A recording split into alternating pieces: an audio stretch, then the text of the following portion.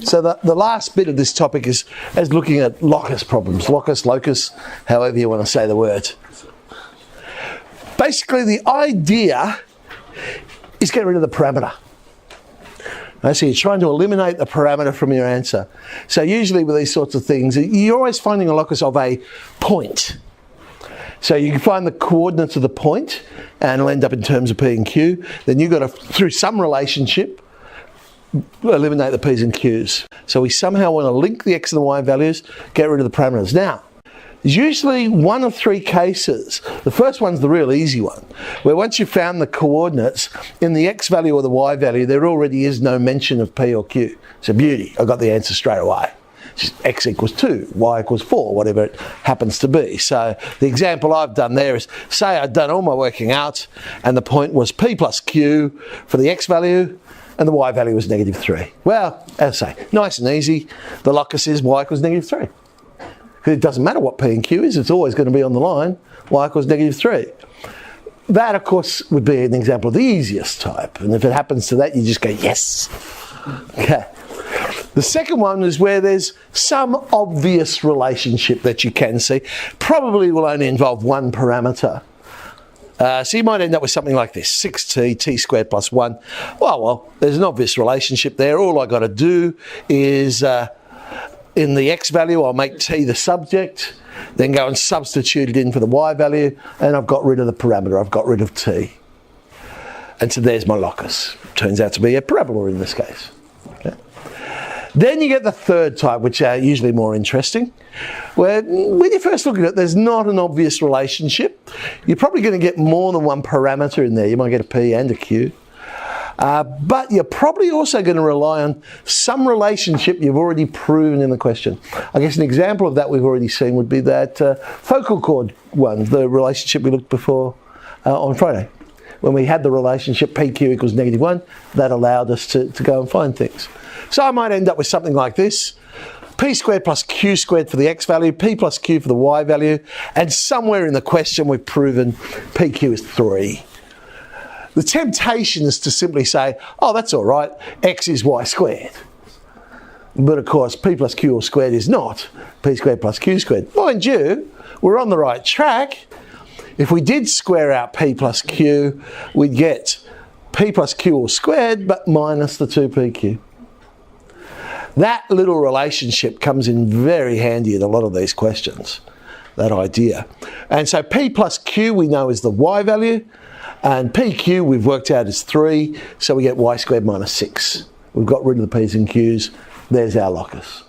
So let's have a look at some HSC ones. So here's one from 2005.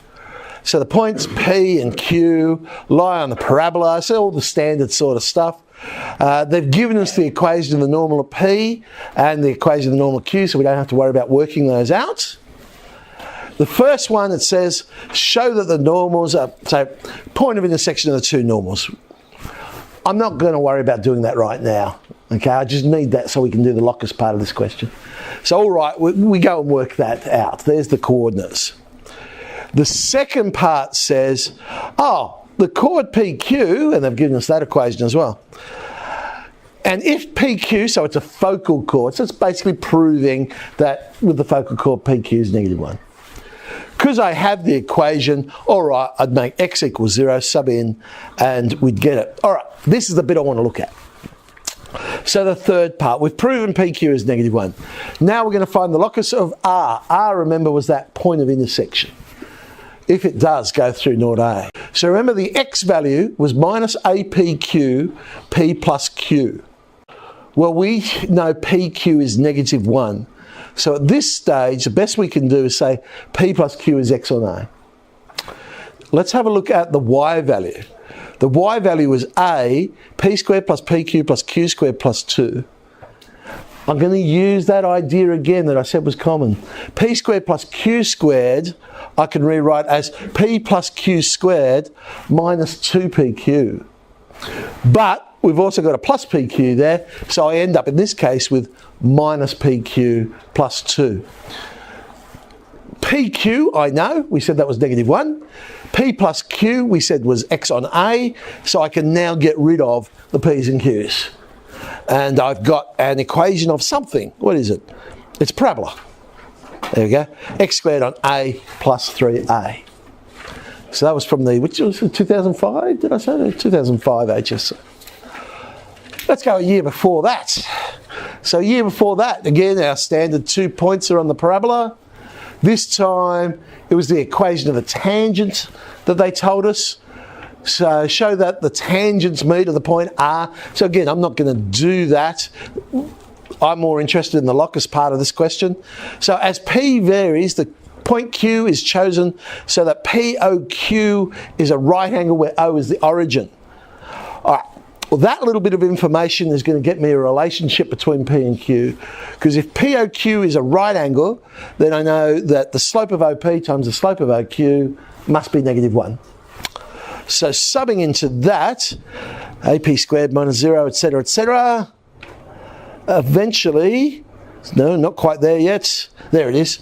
In this case, we get a relationship PQ's -4. -4. All right. I'm not going to worry then about the X value in this case, because look at the Y value. It's a bit similar to the focal chord question. The Y value is just APQ. If I now sub in the relationship that I had for PQ, there it is, Y equals -4A. -4A. There's a couple. So in 9J, we'll have a go at the odds.